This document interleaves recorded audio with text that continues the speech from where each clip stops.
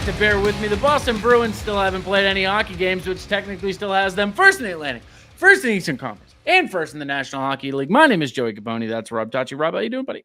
I'm good. How are you doing? Doing pretty good. The show's brought to you by Prize Picks, the exclusive daily fantasy partner of the CLNS Media Network, and by Game Time, the best place to buy tickets online to sports, concerts, all your favorite events. The Boston Bruins. Well, not a lot has changed. Not Rookie much. camp happened. Prospect challenge. Jeremy Swayman. Nothing. Not a thing. Not a thing. Not even like another whisper. Nope. No rumors are circulating there. There's about exactly one headline that we'll spend probably, I don't know, what do you think, like four, maybe 6 minutes on? You think you got that in you? To talk about Swayman again? No. To talk about Riley Duran. Do you want to talk about him now? I got nothing on him. Okay. The only name really coming out of rookie camp is Riley Duran, who might make a push to, if not be on the team, then maybe be the first man up.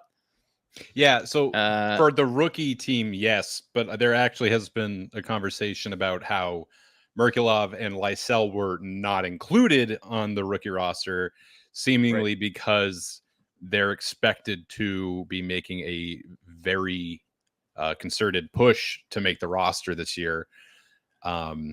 The Providence coach saying like they probably don't want them to get dinged up in any of these like rookie prospect games, and they would just rather have them completely ready for camp.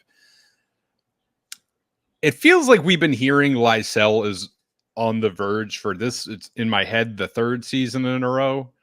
But this does seem to be the one. Like, all right, dude, like make it happen.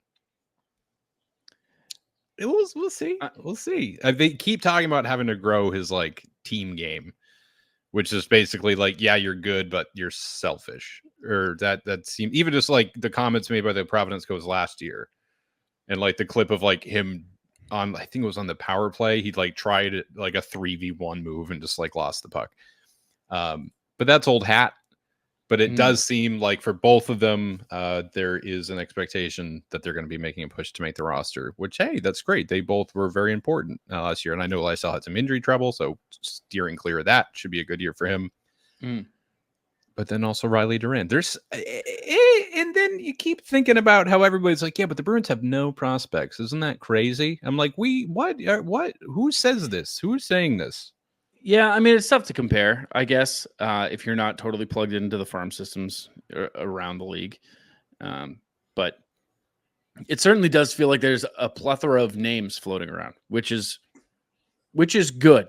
But also, it's strange because usually teams that are focusing on prospects and the future and whatever are not in the position that the Bruins are in. So they are in a unique position where you're talking about the present and the future because they are built for the present and seemingly the not too distant future.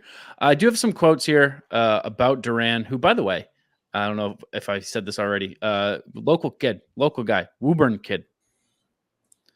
The quote from Providence head coach Ryan. I never get it right. That's why I didn't say it. I know it's French sounding. Mounier. It's not Malgnon. All of these are good. It's something. That was the closest one yet, I think. Probably. Here are a quote from him. Quote, "We want him to play free, let his skill take over, and he was exceptional for us. And I said it before, it's not that I was a little bit surprised at his skill set and his separation, his hands, his shot, but he's a player, and it's funny because the truth is some guys' games translate better in pro than they do in college and junior, and I think he is one of those guys." Good to hear. Yeah, that's pretty crazy. Him coming, I expect him to really push. I think he's a Jim Montgomery type of player, a Chris Kelly type of player. They're going to enjoy him. I hear Jim Montgomery type of player, and I love that because based off of what Montgomery said to Patra last year, basically he loves effort and intelligence. He's like, with that, I can do anything. So that's immediately where my mind goes hearing that quote. And if you're talking about a game that translates better at the pro level than in college and juniors, it probably is an intelligent type of game and elevate the people around you kind of game, because I mean, what else could you be talking about? That you need better players around you and whatever to just help elevate guys. And sounds like that's kind of his profile. So that's something at a rookie camp. That's something. If you're looking for something and being like, oh, who should I keep my eye on? Probably Riley Duran, local kid, good looking kid. How about that too, huh? 6'2", 180. Can he fit on this Bruins roster? Does he have the size? Could this Boston local find himself on the Bruins as a rookie? Maybe. We'll have to wait and see. Training camp is next week. Yep, 18th. If you are listening to this on drop day, which is probably Saturday the 14th. Obligatory having to correct something we said in the previous episode. I believe I said that opening night was October 11th. I was wrong. It's October 8th. Yep. There isn't even a game on the 11th. Couldn't tell you where I got that date from, but what are you going to do? And last year it was the 13th, so you weren't thinking of last year. So no, I don't know why I remember that. Now, of all the things I'm I remember, astonished you remember that. No idea why. But here we are. But yes, October 8th. So be ready. Be ready. The schedule, we've been texting about the schedule. It's so sick. You want to talk about the opening of the schedule a little bit? Yeah, I'm just going to bring up the calendar view because I find it so much easier. Okay, so opening night against Florida. Also, we play Florida twice in the first 6 days of the season, or first 7 days, because we play them on Tuesday and then we play them on the following Monday. It's Florida raising the banner in Florida. Yep. Immediately followed by a home opener Habs. Last year? It's the home game against Florida, I believe that's Columbus Day, October 14th. Oh, that's great. People's That's Day. Awesome. So it's a 1 p.m. Monday game. Sure. Why not? Love that. Why not? Take the day. It's fine. Take a vacation day if you don't get the day. Take the day. Watch the game. But opening with the Habs at home. Yes. That's just great. Was it last year or the year before that we didn't play the Habs till January? That sounds right for last season. It's always all over the place. Like, we'll play them once, like, to begin the season, and then, like, okay, we'll see you in March. Yeah. It always feels like that's how it breaks down with Montreal. I wish we played them a lot more. We've talked about that a lot. I really wish there was, like, a weighted schedule in terms of, like, rivalries, but that probably wouldn't work league-wide because, like, who's Utah's rival? Yeah. Other than the Coyotes' former owner. So it's October, December, and then we don't play them again till the end of the season. It's kind of tough. Oh, what did I say about Saturday games? There is an outrageous amount of Saturday games this season. It's like the first 6 of 8 weeks, or there's only 3 Saturdays throughout the season that don't have a game. It's something outrageous. Yeah, it is. Even just like looking at it right now, we go quite a while without a Saturday game. Without a day, without non-game. Without Saturday. February 15th, if I'm not mistaken, is the first Saturday the Bruins will not be playing from the start of the season, and that's because of the Four Nations tournament. So in November, there's one at the end of November, Thanksgiving weekend as well. But whoops. All right, so there's two. There's 2 of them. October 11th, opening night. Get your tickets. Bear with me, Semi. Go to the Garden October 11th. Demand to be seen. It's rare that a schedule can get you hyped up. It's usually only a bad thing that the schedule, your schedule look ahead is, oh, it's really crowded, or there's a bunch of downtime, or, oh, we don't play this team till then. It takes a lot to get excited about a schedule. Starting the season hot, like playing a rival a couple of times. Your home opener is, your classic rival. A bunch of Saturday games, very little time off in like this perfect, like every 2 days kind of span. I'm very excited about the schedule. So am I. 3 of the first 4 games are rivalry games. 2 of them are Florida. Mm-hmm. And we've talked about how stagnant the Montreal rivalry has gotten. Maybe Laine can throw some gas on that fire, but he won't. Because because why would he? Well, That's not his type of, not the type of player he is. No. We're playing Utah early on, which honestly I'm kind of excited about. It'll be cool to see him in motion. They're playing in Utah. Obligatory West Coast trip to basically start the season. Also, game 5 is at 9:30 p.m. in Colorado, and then the Utah game's at 9 p.m. And that is going to be, I also love that they get that early on, because everybody, since that list of heaviest teams has come out, everybody has been talking about how Boston and Colorado are on, the exact opposite ends of that list, being the heaviest and lightest teams. And some are arguing the slowest and fastest teams, which I would like to see in action, because I would like to see, well, do the Bruins suddenly lose speed because they are a little bit heavier, and also their star players are I'm basically just talking about Marchand getting a little bit older. I was going to say the stars are getting a little bit older, but that's not really true at all. But I'm interested to see how they stack up and see that playing an opponent that's very different than them early on, how they adapt to that, blah, blah, blah. Because when they played a team that was very different from them last year in Florida, we obviously saw how that went. So getting that out of the way early, I want to see how they match up against a team that plays the game differently than them. I don't even really quite yet buy the Bruins are big, therefore they're slow thing.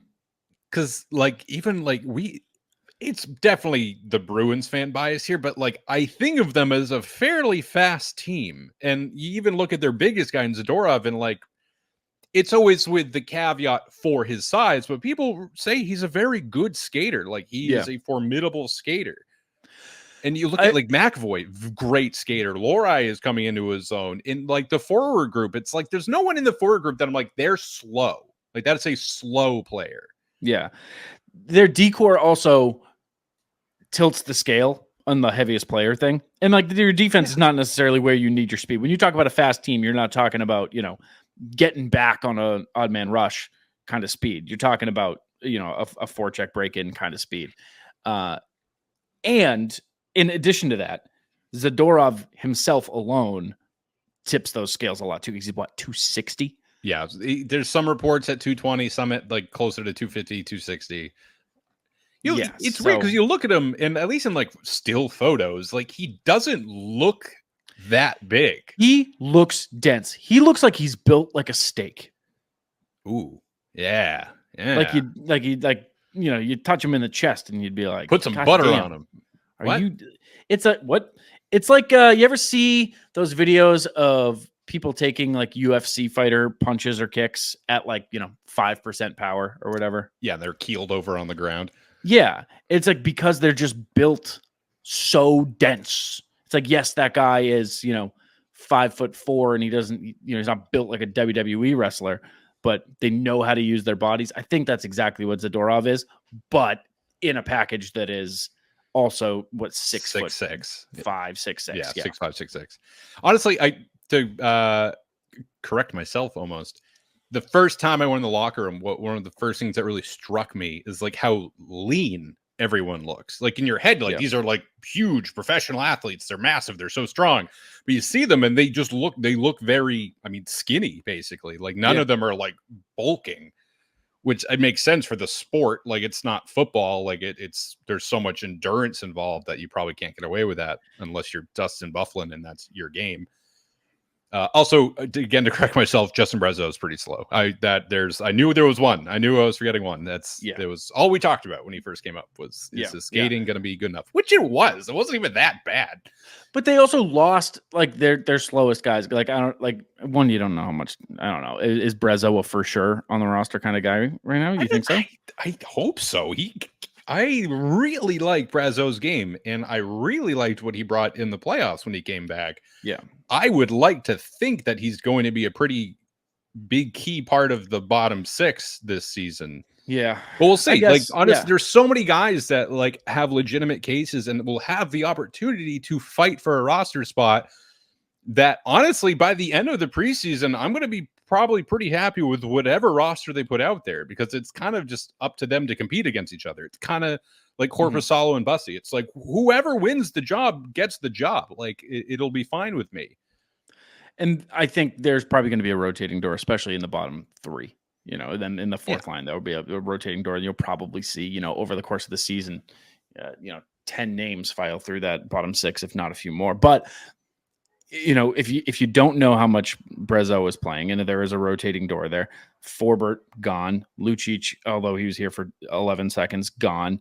Pat Maroon also here for about, I don't know if he finished his coffee, but he did pour one, also gone. So your slowest guys are not here, and you're talking about a bunch of young guys coming up. So I don't really buy that either, but still, you're not talking about like maintaining league average speed. You're talking about like, how do they compare against the Colorado Avalanche? So yeah, and nobody does because they're the Colorado Avalanche, which is fine. I remember when did they win? Was it 19? They won the cup. Oh God, the last five jumbled together. Honestly, anything around COVID in any sport, it jumbled. Whichever year they won the cup, I remember watching the finals, and I was just blown away. Like, it felt like I was watching a different sport. Like, they just are so fast, all of them. Like, it's outrageous how fast that team. At least, I mean, that was 5 years ago at that point, so roster probably had quite a lot of turnover. But in my head, I think of the Avalanche as the fast team, like the fastest team. Yeah, them and Edmonton. I mean, Edmonton, obviously, that's also, they have a guy who tips the scales a little bit if you're talking about average speed. I do want to talk a little bit more about Swayman and get a read on where you're at. After a quick word from our friends over at PrizePicks. PrizePicks is America's #1 daily fantasy sports app with over 5 million active members. PrizePicks is the easiest and most exciting way to play daily fantasy sports. And unlike other apps, on PrizePicks, it's just you against the numbers. All you do is pick more or less on 2 to 6 player stat projections and watch the winnings roll in. Get in on the daily action with your friends and become part of the PrizePicks community today. You can now win up to 100 times your money on PrizePicks with as little as 4 correct picks. So you can turn $10 into $1,000. Sign up today and get $50 instantly when you play $5. You don't even need to win to receive the $50 bonus. It's guaranteed. There's a bunch of player stat projections coming up for this upcoming NFL season. I got Patrick Mahomes for more than 4,300 pass yards and Aaron Rodgers for more than 3,750 pass yards. Get in on the action. Come on, download the PrizePicks app today and use code CLNS for a first deposit match up to $100. That's code CLNS on PrizePicks for a deposit match up to $100. PrizePicks, run your game. I've been thinking about it. You've been thinking about Swayman? Swayman. I've been thinking about Swayman. I've been thinking about Jeremy. Yeah. Now, none of this is not going to be true. Okay. So this is just, I've been thinking about this. I was like, all right, imagine his perspective. Mm-hmm. You got dragged through arbitration, something he was very vocal about how terrible it was. Yeah. And it's not something we consider a lot, but yeah, like basically your employer brought out the receipts of why you suck and don't deserve money. Mm-hmm. Because that's the business. That's the business. That's how it works. Right. But he did say he's better about it, or more understanding about it a year later and whatever. Sure. But that doesn't mean he's like emotionally cool with it. He just is probably like, I get it. Which he gets it. Like, he's a professional. So that happens. And then you have a great season. You have a phenomenal postseason. Arguably the best postseason for a goaltender is up until the point where he stopped playing anyways. It's so good, your coach abandoned his game plan for the playoffs. Rotation's done. Been doing it all season. You played so well that you gave them no option but to leave you in net. Mm-hmm. And then your team, and again, this is where some major assumptions are being made for me for the point of this very small point I don't even necessarily buy. Your team is basically like, well, we know we got Swayman. We can't afford both of these goaltenders, so bye, Linus. Have fun north of the border. Does that upset you if you're Jeremy Swayman, that they did that to you in arbitration? You gave them that good of a performance, and then there's just like, well, he'll stay, so we'll get rid of Ullmark. And then it kind of puts you in a situation where, like, you have all of the leverage. So you're in literally no rush whatsoever. Like, you're like, whenever the Bruins front office comes to terms with the fact that you kind of got to pay me what I kind of want within reason, he has no reason to like call them frantically be like, no, I'll take the 2x6. It's fine. Or the 4x6. He's in the driver's seat for the most part. So I'm not surprised. So with that context, I'm not too surprised it's still going on. But unfortunately, that means, and again, in this very small context, that the front office is like the baddie here. Like they're the one, they just like will not budge. They don't want to give them the money. And we'll see. So again, like I'm not saying I like, and therefore Swayman's right. I just thought about like out of what the sequence of events was, it isn't that strange that the deal has been made yet if he doesn't think the team is like really recognizing the value. And then also it was kind of a like assumption the team made that he just would sign and they got rid of Ullmark. Like if they kept Ullmark, like I think Swayman would have already been signed by now. So in response to the team is the baddie thing, at the very least, the team is the dummy. Because the thing, if the Ullmark deal was so good, they couldn't pass it up. And they were like, God, man, like, look at this return. We got to take this now. I know this hurts our leverage, but we got to take it. Then I guess you can come to terms with it. But the deal was so strange. And if anything, kind of bad, just because I think everybody kind of assumed that Bussy was going to be behind Swayman. And to take on another goaltender, to take on the money that doesn't really save you too much money. And you get a pick, but it's like that. Is that like the absolute best deal? Can't pass it up, knowing that it removes any and all leverage caliber trade? I would say absolutely fucking not. So what's weird to me is to go through with a deal like that, like a deal that is pass upable, and not be in a place with Swayman where you're confident not just on merit or on history or on gut that he's going to stay, but not like being close enough on a deal where you can say with numbers in front of you, yeah, we're confident this is going to get done. We're 2 million away and we're 1 year away. So, once we come to terms there, yeah, it should be a couple of weeks, maybe a month. We'll get this figured out. That's what's very dumb to me, is to abandon your leverage in a position where, I mean, or for a trade that doesn't put you over in any way. Mark Haslick absolutely puts you over. I don't know what you're talking about. That's actually a great point. I'm so sorry that I forgot about Mark.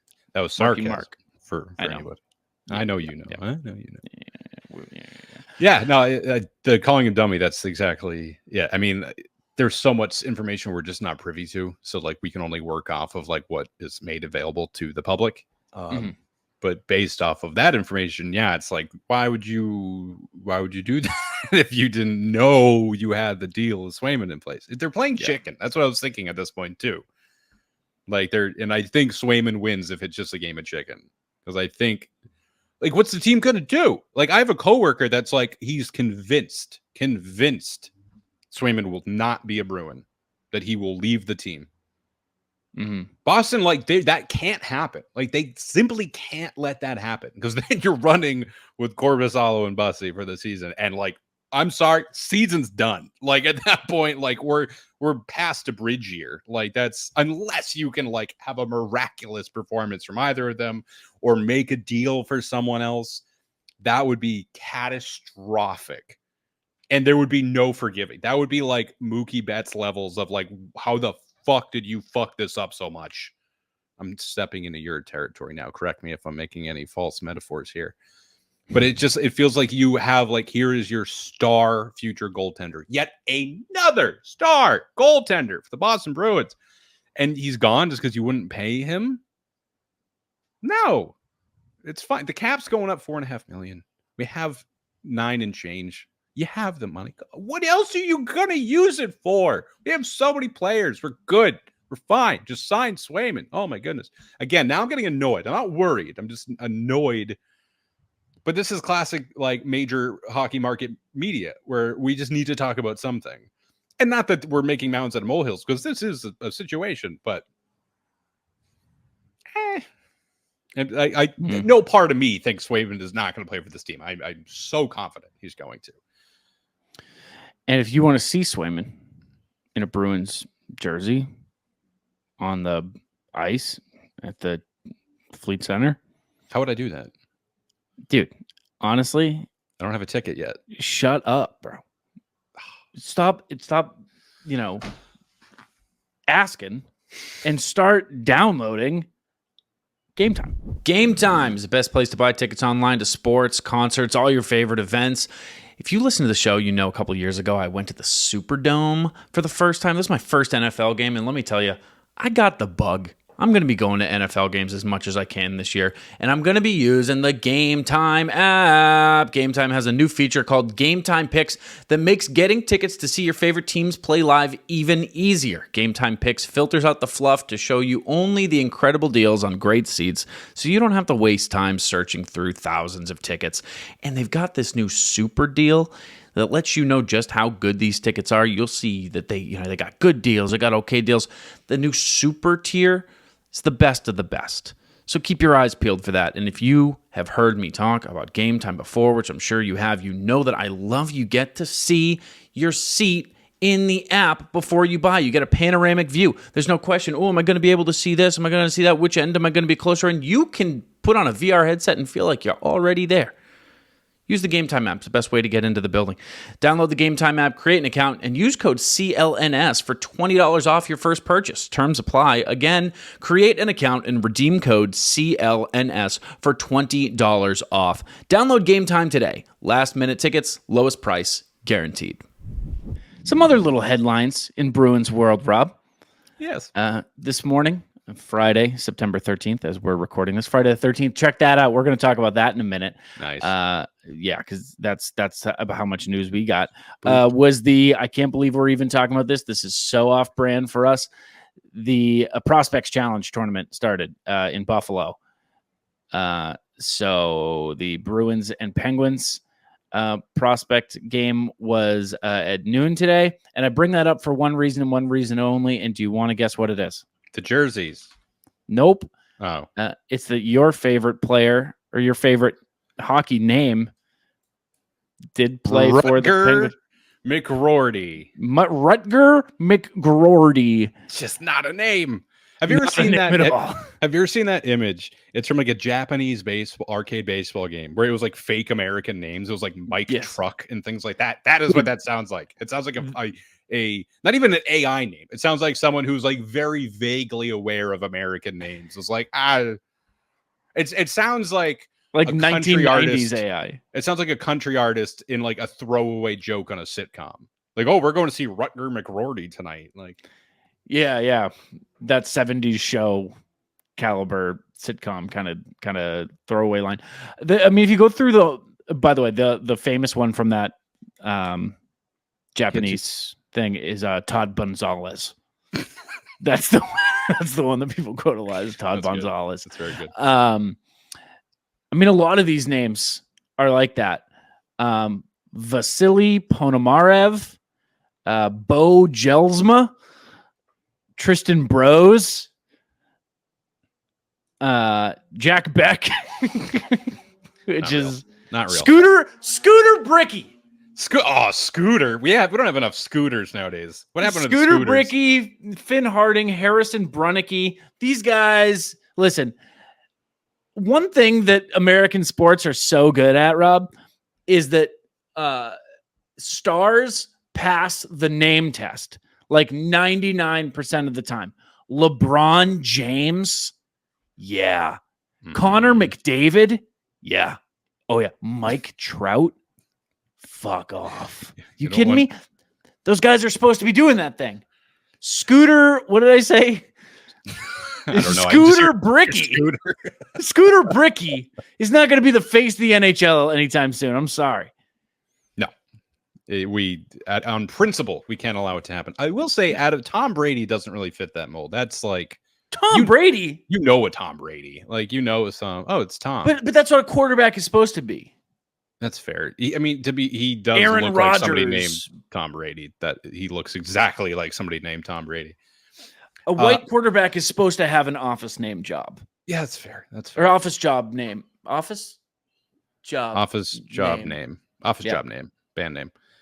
I will say the Bruins did lose the prospect challenge against Pittsburgh. They lost 6-3. What are you going to do? It's not a ton of clips just because it's the prospect challenge or the rookie challenge. So not a lot going on in terms of like videos and photos getting online. There's a few. I can't say I care at all, but I mean, it's cool. If I was in the air, if I was in Buffalo and it was going on, I'd be like, oh yeah, let's go through. But like, I mean, I'm so if dumb. you want to see those guys, but like everybody who's on the Bruins roster is not anybody that you're like, oh man, I guess like Riley Duran is there. Jackson Edwards there. That's pretty much it. I'm so dumb. They're like, yeah, they're playing in Buffalo. I'm like, they're playing the Sabres. And they're like, they're playing the Penguins. I'm like, but what? That doesn't make any sense. How's that allowed? That's what they did. Crazy, right? They're switching it up this year. They're giving the Penguins Buffalo. And the Sabres are going to be in Pittsburgh. All right. I want to ask you a very... I'm covering the Penguins this year. Oh, yes, you are. Yes, you are. Why can't I think of the Red Sox owner's name? John Henry. John Henry. You were John Henry's go-to man this year. Yeah, he loves my stuff, dude. He's like, cover all my teams. Met John Henry? No, know what he has. I've been in the same room as him for if you do, you'd be like, dude, I cover all your teams. Like, I got you, except for, what was it, Liverpool or Chelsea? Who does he own? Liverpool. You got to start covering Liverpool. That's it. And they're like in the running to buy the Celtics. They're like one of the top 3 teams or top 3 ownership groups to come in. All right. I have a question for you. Yep. Very general. How do you feel going into this? Well, no, not that. I don't care about that. How going into the season, like what? I don't know if I want to ask what are your expectations or just like, I guess I'll phrase it. What are your expectations for the Bruins this year? And what do you want? And are those two different things? I want the cup. Well, sure. Okay. That was a stupid question. Of course you want the cup. We all want the cup. We all want the cup. We all want the cup. I expect and want a deep playoff run. Okay. I want that feeling that we had going into the Panthers series where we were like, they're probably not going to win this, but it was cool that they beat Toronto, and now I'm just kind of waiting for them to die. I don't want to have that feeling at all this playoffs. I would like to go into every round and think they got a shot. So that I think that's realistic too. Yeah, so do I. I absolutely do. I have pretty high expectations for them this year. I think it's very possible. Very quick look, Sportsnet has the Bruins ranked 6th in power rankings. I think so much of it's going to come down to, honestly, Elias Lindholm. Like, I think there is a lot of pressure on him. For sure. Because, I mean, the conversation's been, we need a 1C. And then we got him. And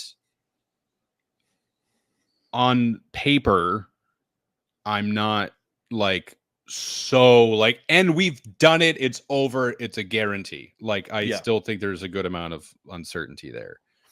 And the fact that a lot of it is going to hinge on the emergence of younger players and like continuing the development of like Mason Lohrei and Matthew Patra and Johnny Beecher and Brazeau. And that can go so many different ways. I'm super optimistic about it. Like, very optimistic about all of these guys. There's no one that I'm like hoping against hope will play well. I think it's gonna be a really fun year. I had a lot of fun last year, honestly, like going into like basically a bridge year and then doing as well as you did. And I was so happy with the end of last year. Obviously, when you get eliminated, you're like, well, shit, that sucks. But even in the moment, I was like, good year. Like, that was productive. If I had to make one realistic caveat here, I would say I wouldn't be surprised if they have a slow start to the year. One, the schedule, tough, whatever. But you're talking about some young guys making appearances at the back of your offensive lineup, and you're talking about some chemistry stuff from your most important asset or your most important acquisition, which is Elias Lindholm. So, I mean, I guess you could say the same thing about Zadorov, but obviously, team chemistry a lot more important for a center than it is for a defenseman. But I wouldn't be shocked if 2-3 weeks in, we're like, whoa, were the Bruins overrated? Why are they stumbling out of the gate? And Marshy's coming back hurt. He says he's going to be good for training camp, might miss the very beginning of it. Yeah, it's still, I think, unrealistic to expect a guy of his age coming off 3 surgeries to just come out of the gate 100%. So I will say that's one realistic thing to put on them. I know that they regularly have a very hot start. I think this is a year where it would take some magic to not stumble in the first couple of weeks. So that's something to keep an eye on. They could put themselves in a little bit of a hole and have to dig themselves out of it. But I have a hard time imagining this team not being very good once they're banging on all cylinders. What is the firing on all cylinders? Firing, definitely not banging on all cylinders. You don't bang on the cylinders? You can. It's like a drum, right? The drum's a cylinder. Just not the expression. No, they had a killer start last year. It was kind of the opposite. They started 9-0-1, and everyone was like, "What the fuck? Like, are they legit?" So I kind of was thinking the same thing. Like, I don't know why, but I was like, I could foresee them dropping the first couple of games for like no reason. Like, I haven't even seen this roster play a preseason game yet. So where's this coming from? Nowhere. I think it's just trying to tamper. If you're looking for somewhere to be, get your head out of the clouds a little bit and want to be a little unbiased, you could be like, well, they got some new guys, they got some young guys, they got some banged up guys, and they start with a tough stretch. It would make sense if they're not not hot at the start. Not banging all those cylinders just yet. Is that not what it's about? It's fun. What, the expression? Is it not about hitting drums? No, it's like an engine. I don't know anything about engines. Clearly. You know what I do think of when I hear the word engine? This is probably the end of the Bruins talk for me if I take this detour. So do we get off the sex, I'll bring you back. Go ahead. I'll rope you back in. Okay, perfect. In the Gene Simmons reality show. All right, this might be too far. It might be done now. Yep, go ahead. His son is getting into music, and he's trying to connect with his son because he's into music now. So now I have something to talk to him about instead of going out and cheating on his mom or whatever Gene Simmons did. You're thinking of Dave Grohl. R.I.P. And he says to his son, he's like, you know what band name isn't taken yet? Engine. Kisses. Smooch. And I remember his son being his son's response to engine was, Dad, get out. It's like not a bad name either. Like, and you're like, how surely some band in the world is called Engine.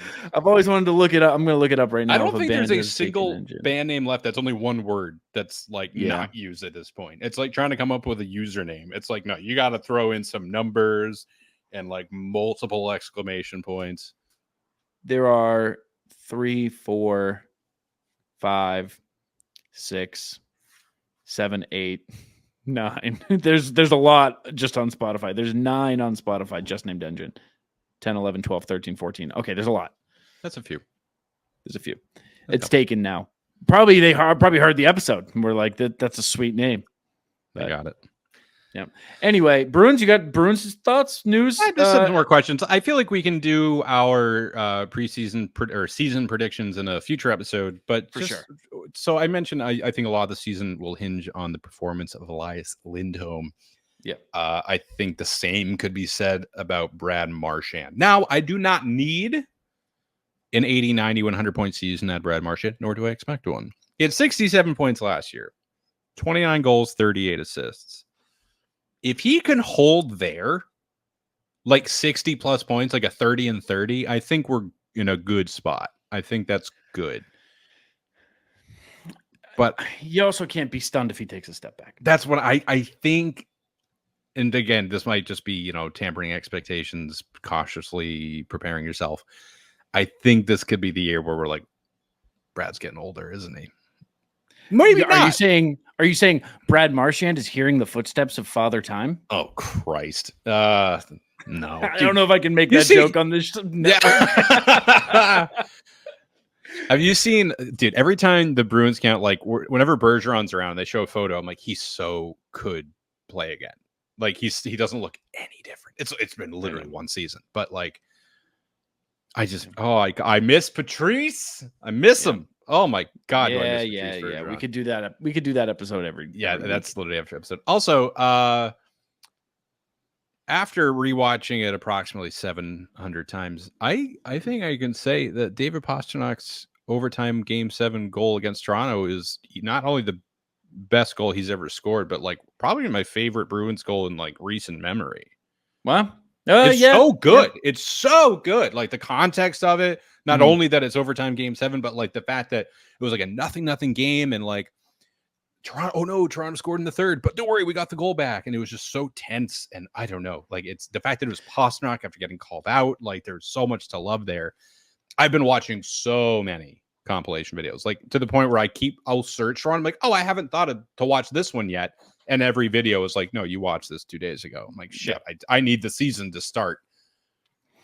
One thing that's really cool about a moment like that is like seeing a guy who will certainly have career highlight reels and being like, that's for sure a career highlight. There's no world where that goal doesn't make it in.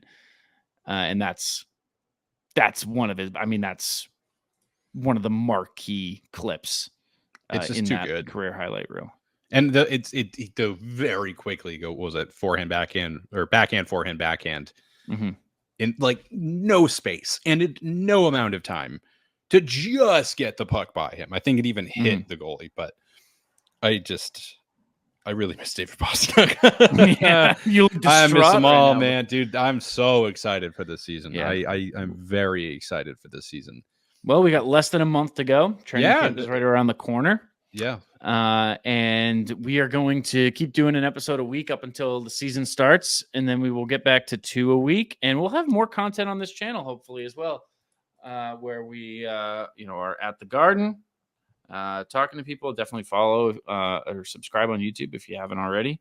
And if you're watching this on YouTube, go and follow us on Apple Pods or Spotify, wherever you listen to podcasts. Go follow us there. We're there. Bring us on the go with you. Listen to us on your way to work and then get to work and be like, damn, I wish I was still doing that. Wish I was still driving and listening to those funny guys. You know what's going to be embarrassing for me? What? When the Spotify Wrapped happens and like this is my number one show. You listen to us? For quality control, because that's literally been my job for the last 7 years. Right. But yeah, there's I say like so much. I know I do. Like it is an unbelievable amount of times I say like in any sentence.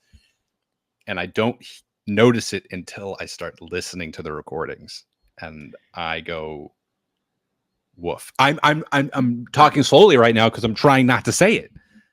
I know exactly what you mean. And I think there's a healthy amount of listening to yourself to learn your little ticks and whatever. So and you have to stop or else it gets really bad, because I've been there. And I've also read, DMs where people are like, does Joey ever this or that? Why does he say this all the time? Why is Joey stupid? Is he kind of dumb though? Kinda. No, don't say that. Who isn't kind of dumb? I wouldn't want to be friends with someone who wasn't kind of dumb. Someone who's just like fully smart all the time. No. Unrelatable. Can't imagine a guy like that. Can't think of one anyway. I'm really trying. I really thought that I would have a good joke or a good example. Exactly. Because you wouldn't know them.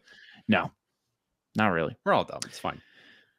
If you want to follow our dumb Twitter, you can follow us at bearwithme_pod. You can follow me at Joey Copponi. You can follow him at Rob Tocci. Tocci? Why did I say Tocci? Tocci? You use all of them. You say my name. I don't know. It's Tocci. I don't know. It's not, but it's what I go by. It's Tocci, technically. But nobody says that. I usually do, but I try not to because you go, whatever. Never notice it. Thanks for listening, everybody. Thanks for tuning in. Thanks for hanging out with us. Thanks for, just being you. Keep on being you or else. And thanks, for bearing with me. Spooky.